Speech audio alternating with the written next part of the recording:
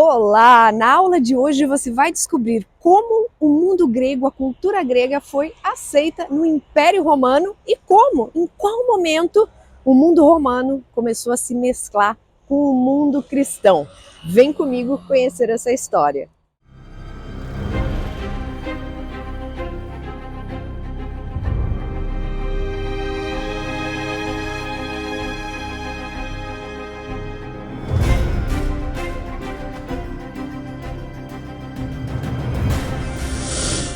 Ao longo da série A Grécia em Roma, você viu como a cultura grega foi se mesclando com a cultura romana. Não foi um processo nem rápido e nem fácil. Aconteceu ali ao longo de séculos, começando com as primeiras cidades gregas conquistadas por parte dos romanos, Siracusa e Taranto, no século 3 a.C., e foi se encaminhando até chegar no Império Romano. Otávio Augusto, primeiro imperador romano, ele vira imperador em 27 a.C.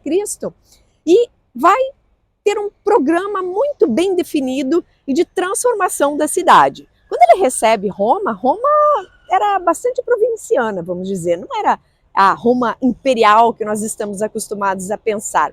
Inclusive, o Augusto vai se gabar disso que ele fez. Segundo o Suetônio, na vida dos 12 Césares, o Augusto, antes de morrer, teria dito: recebi uma Roma de tijolos e entreguei uma Roma de mármore. Se Augusto de fato disse essa frase, nós nunca vamos saber, mas que ele realmente transformou a cidade, transformou. Construiu templos, fez esculturas, foi responsável por uma grande decoração da cidade. Mas isso não era à toa, fazia parte do programa político dele. Essa forma de se colocar como o imperador que estava salvando Roma, afinal de contas ele tinha acabado com aquele longo período de guerra civil, ele trouxe a paz de volta para Roma, se livrou de todos os inimigos de Roma e estava construindo ou reconstruindo essa cidade que era maravilhosa. Então Augusto usa a arte, a escultura, para mostrar poder e para afirmar o seu poder. O Augusto estudou na Grécia e também trouxe ideias gregas para o mundo romano. Mas a gente pode ver que foi ainda não tão clara essa situação. Como assim, Ali? Por exemplo, quando ele coloca jogos atléticos na mesma modalidade que existia lá na Grécia, ele vai fazer isso, sabe aonde? Em Nápoles, que era a cidade mais grega próxima de Roma. Nápoles foi fundada pelos gregos. Então, ainda era um processo muito lento de transição. A cultura grega sim entrou, mas não era bem aceita ainda por aquela parte tradicional romana. Durante toda essa primeira dinastia, que nós chamamos de dinastia Júlio-Claudiana, com os imperadores Otávio Augusto ou Augusto, Tibério, Calígula, Cláudio e Nero, ainda era um período de transição, vamos dizer, se aceitava a cultura grega, mas por outro lado a tradição não deixava acontecer. Era uma coisa um pouco velada, vamos dizer assim. E quem se opôs a isso, ou seja, quem tentou ser diferente, não foi bem recebido. De quem eu estou falando? Do Nero. O Nero foi um imperador que a gente pode dizer que foi um visionário. Ele enxergou para frente. Ele tinha ideias muito gregas, ele amava o mundo grego, queria fazer tudo que fosse grego aqui em Roma, porque ele entendia que Roma ainda era aquele diamante não lapidado e que ele precisava lapidar esse diamante nos moldes do que era lá a Grécia, maravilhosa, cheia de cultura, literatura, filosofia e tudo mais, artes, né? Então, o Nero vai ser um imperador que foi criticado por ser um poeta, por gostar de teatro, por se apresentar no teatro. E ele foi bastante criticado. Agora, por quê? Porque ele estava muito à frente do seu tempo. Vamos pensar o seguinte: se o Nero tivesse nascido 100 anos depois, no século II depois de Cristo, certamente as ideias dele teriam sido melhores aceitas, como foi, por exemplo, para o Adriano e para o Trajano, ou para o Marco Aurélio, o imperador filósofo. Vamos pensar o seguinte: o Nero foi super criticado por ser um megalomaníaco que construiu uma casa gigantesca aqui em Roma, que tinha cerca de 80 hectares, a Domus Aurea. E aí eu pergunto para vocês, ele foi o único imperador que fez isso? Não, mas foi ele que lançou a moda, vamos dizer assim. Depois dele, nós tivemos o imperador Adriano, que vai construir uma vila imperial gigantesca, com aproximadamente 120 hectares, com muito gosto grego. O Adriano é considerado o imperador arquiteto e aquele que amava a cultura clássica grega. E ele vai construir essa vila imperial perto de Roma, em Tivoli, fica mais ou menos 30 quilômetros daqui.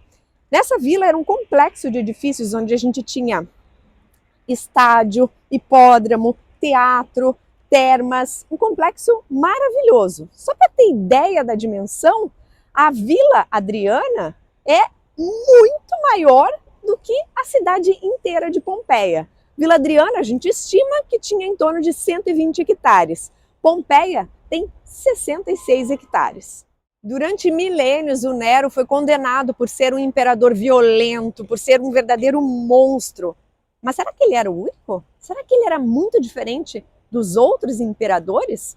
Na verdade, o Nero nem gostava tanto assim de guerras. Se a gente for olhar Roma, a gente vai ver que está diante dos nossos olhos a verdade. A coluna de Marco Aurélio mostra o massacre dos germânicos por parte de Marco Aurélio, o imperador filósofo. No entanto, está lá aquela obra maravilhosa e o imperador Marco Aurélio é considerado um bom imperador e celebrado por todos. Se a gente for olhar a coluna de Trajano, mais uma vez, mostra uma guerra sangrenta do imperador Trajano contra os dácios. As batalhas que ele fez ali levou o Império Romano ao auge da expansão territorial, mas foi uma coisa super violenta, trouxe muito dinheiro por Roma. No entanto, Trajano não é condenado por ser violento. E lá, se a gente olhar a coluna de Trajano, a gente vai ver os soldados romanos com aquelas cabeças na mão. É uma guerra violenta.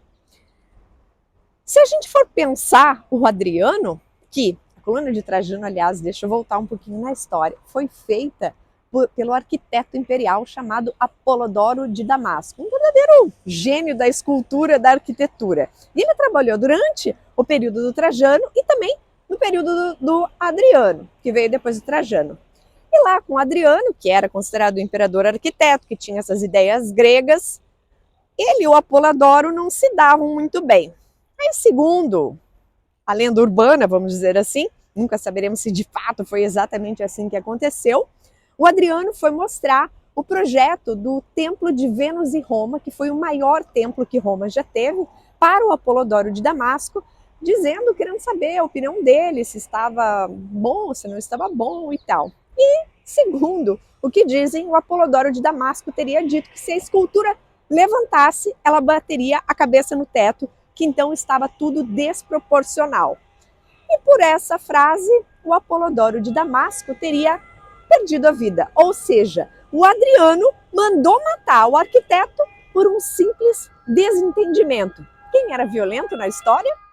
A verdade é que os imperadores não eram tão diferentes um dos outros. E não cabe a nós julgar. O pior erro que a gente pode cometer quando estuda história é olhar com os olhos que a gente tem hoje, com a moral que a gente tem hoje, com a ética que a gente tem hoje, lá para o passado. A gente não tem que querer julgar certo ou errado. Para eles, mortes violentas, matar um inimigo, era normal. Para a gente não precisa ser normal. Por que a gente precisa estudar esse passado?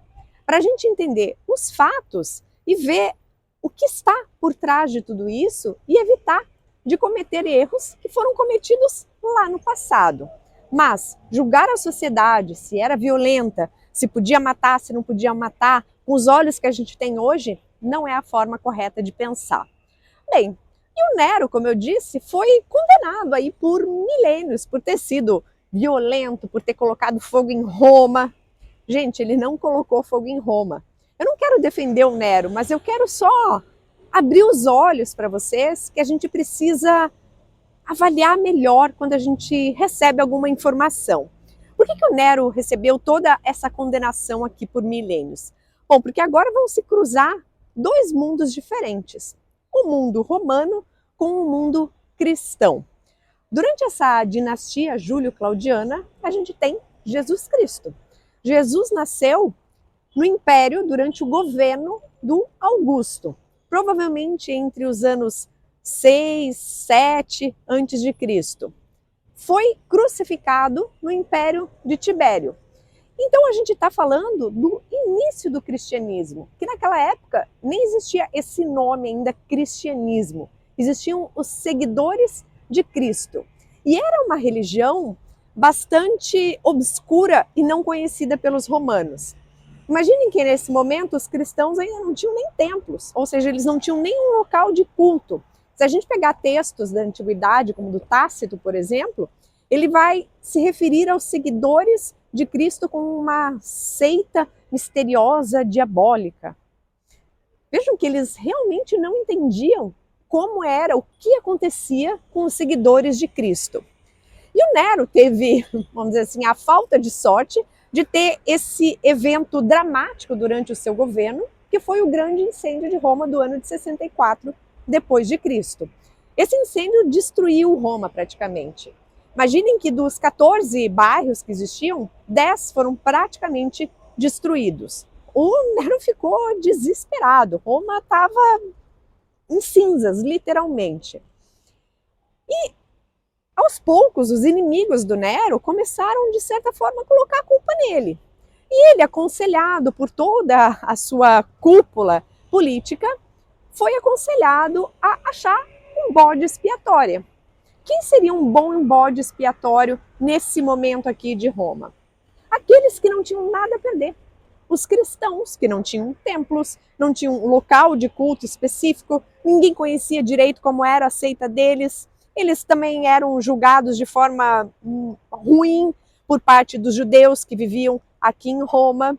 Então, quem foi acusado e condenado como bode expiatório mesmo, porque o incêndio de Roma de fato foi um acidente, foram os cristãos que estavam aqui em Roma. Entre eles, São Pedro, o primeiro Papa. Agora que o mundo romano se misturou com o mundo cristão, está na hora de você conhecer melhor a história do Vaticano, onde no Diário de Viagem Vaticano. O curso está dividido em 4 módulos. Vai ser um de cada vez. Cada módulo vai ter a história de uma das basílicas papais, são 4 basílicas papais, mais as principais obras do Museu do Vaticano. O módulo 1, que já está disponível para compra, vai ter a Basílica de São João Latrão, que é a mãe, a chefe de todas as igrejas de Roma e do mundo, é onde está a cátedra do Bispo de Roma, ou seja, a cátedra do Papa, e mais 16 aulas sobre as principais esculturas que estão no Museu do Vaticano, incluindo o Laoconte e seus filhos, o Torso de Belvedere, a Escola de Michelangelo, Afrodite de Quinido, entre outras. E claro que nessas aulas das esculturas, você também vai aprender sobre os escultores da Grécia Antiga. Então ali você vai entender quem foi Lisipo, quem foi Policleto, quem foi Fídias e muitos outros.